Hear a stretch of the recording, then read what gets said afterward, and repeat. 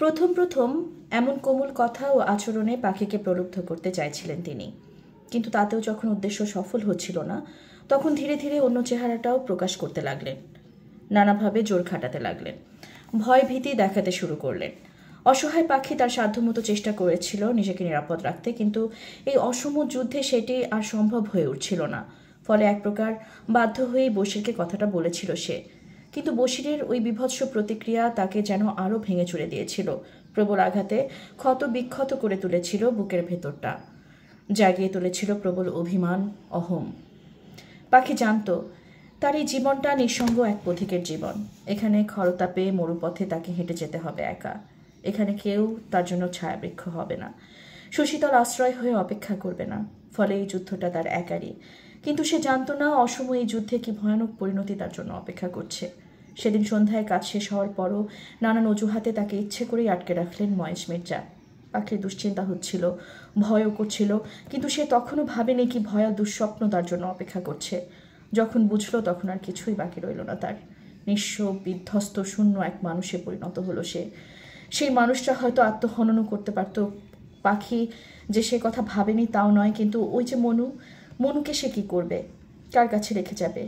সে ছাড়া যে এই জগতে আর কেউ নেই তার, এই ভাবনাটি বাঁচিয়ে রেখেছিল তাকে। মনুর জন্যই কেবল মৃত্যুর কাছে স্বেচ্ছায় আত্মসমর্পণ করতে পারেনি সে। কিন্তু দিন কয়েক বাদে আরও ভয়াবহ এক বাস্তবতার মুখোমুখি হলো সে। হঠাৎ করেই বুঝতে পারল তার শরীরে অন্য এক অস্তিত্বের উপস্থিতি। দিশেহারা পাখি কী করবে বুঝতে পারল না। কিশোরী এক মেয়ে সে, তার পাশে মায়ের ছায়া নেই, বোনের মায়া নেই।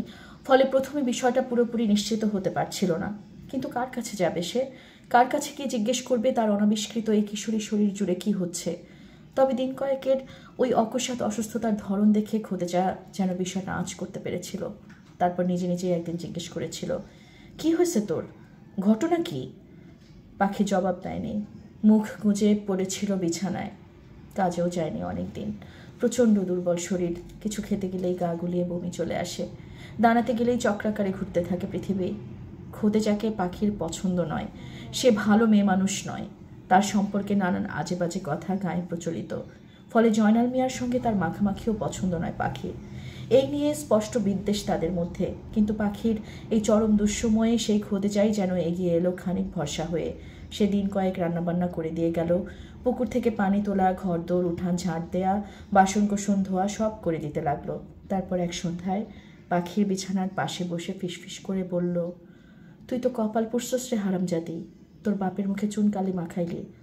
এই কথা যদি জানাজানি হয় কি হইব গো খোদা? পাখি খোদেজার কথার কোনো উত্তর করেনি, স্বীকারও করেনি কিছু। কিন্তু সন্ধ্যার সেই অন্ধকারে নিঃশব্দ কান্নায় বালিশ ভিজিয়েছিল সে। নিজেকে পৃথিবীর সবচেয়ে ঘৃণ্য, জঘন্য এক মৃতদেহ মনে হতে লাগলো তার। দিশেহারা পাখি পরদিন ছুটে গিয়েছিল মহেশ মির্জার কাছে। তিনি মন দিয়ে সব শুনলেন। তারপর শান্ত গলায় বললেন, তুই চিন্তা করিস না, আমি ব্যবস্থা করতেছি।